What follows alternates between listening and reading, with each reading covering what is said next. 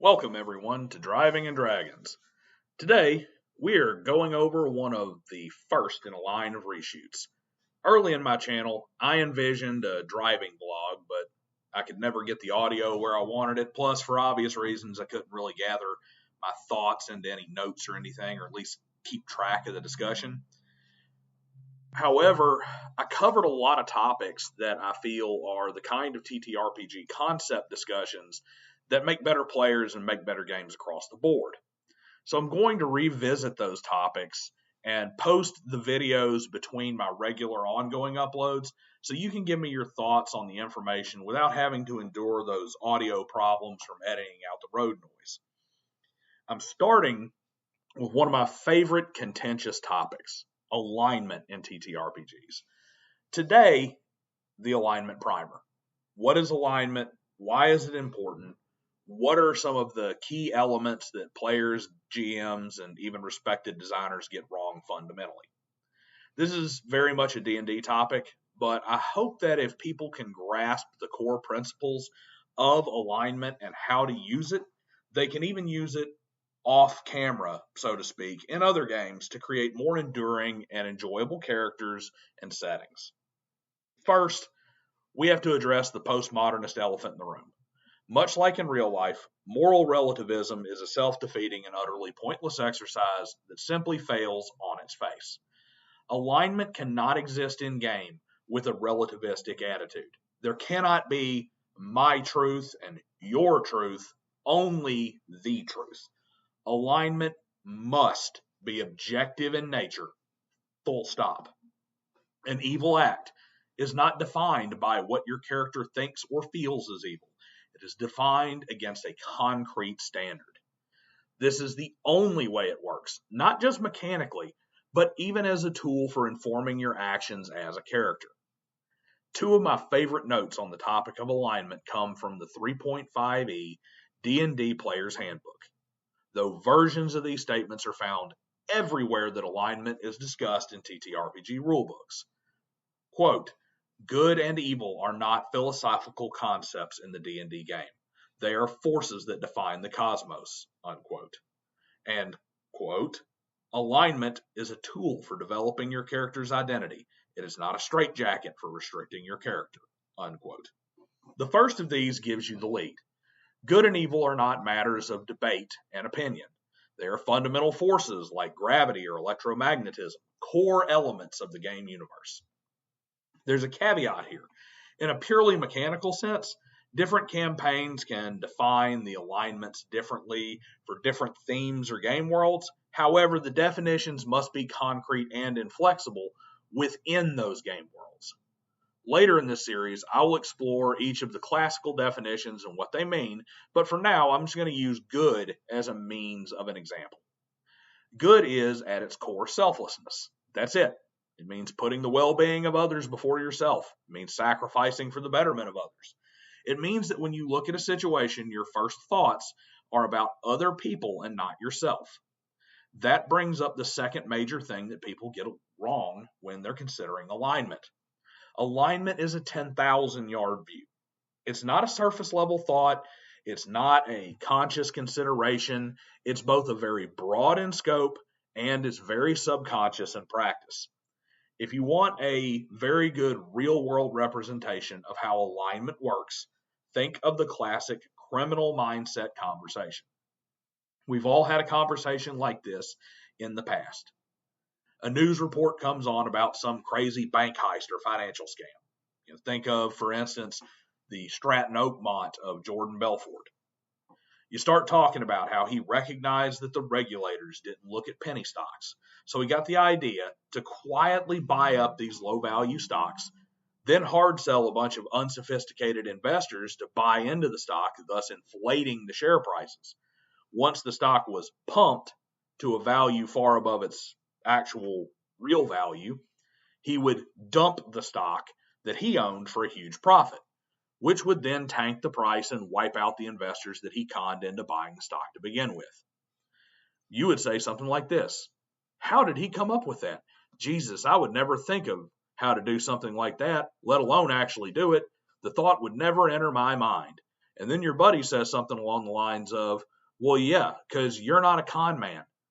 These criminals are just wired different. That is alignment in a nutshell. It isn't, I'm not going to do this because it's against my alignment. It's the idea to even consider doing this never entered my character's head because of my alignment. Where the rubber meets the road on alignment is a throwback to why I'm a huge advocate of the Tomb of Horrors. If you followed me, you've heard me say that the best way to beat the tomb is to approach it not as a player who has a character, but as a person in a real hidden tomb. A player with a character says, I'll reach in that dark hole and see what's there. It may be a trap, but I have 50 hit points and good saving throws, so I can take that risk. A person in a real ancient tomb says, I'm not sticking my hand in there. I have no clue what it is, and if it's the garbage disposal, I might lose my hand and possibly bleed to death. I'm not stupid. The role player ROLL shoves his hand in a sphere of annihilation and then cries about not getting a saving throw. The role player ROLE sticks in a 10-foot pole, pulls out a 7-foot pole, and decides that it's not, whatever's in that hole ain't for him. Alignment helps players get into the headspace of their character, and GMs get into the head of their NPCs, to say nothing of the mechanical considerations. Most people are what would be considered neutral. They're a mix of different concerns and influences and don't really care and haven't really put a lot of thought into it. So when the neutral player wants to play a lawful good paladin, he needs a guide to put him into the thought process of that character who has a radically different core personality than he does. That guide comes in the form of an objective definition of how a lawful and good character approaches the situation. Sure, the player is thinking about how stealing that magic sword might make his character stronger, and then immediately moves to start, quote, justifying this action to beat it into what I'm going to call lawful good enough. The player has already failed in this situation. He has done it backwards.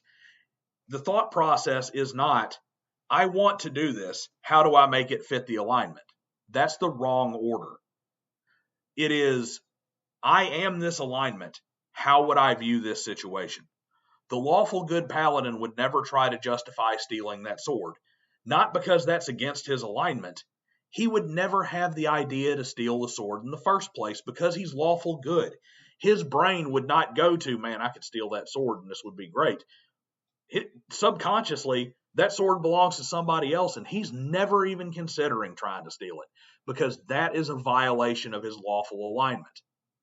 His good alignment is not going to hurt somebody else to make his life easier.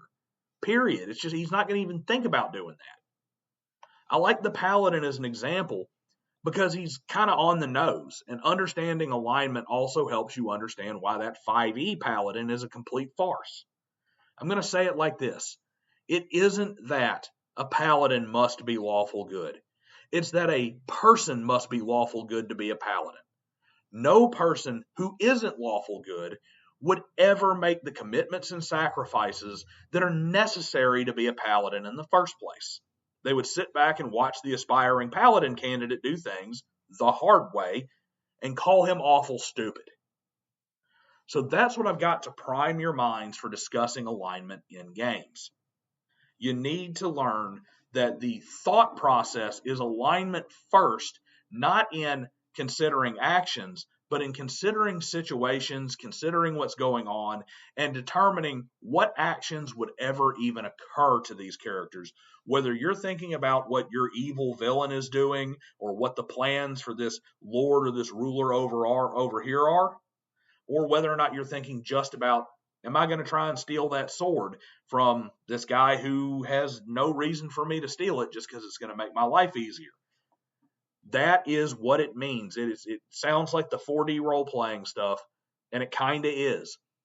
Alignment is a tool to make thinking as your character, or thinking as that demon, or that devil prince, or whatever the case may be, thinking about how that organization behaves in the proper order, the way you would think about something in real life as a situation that faces you.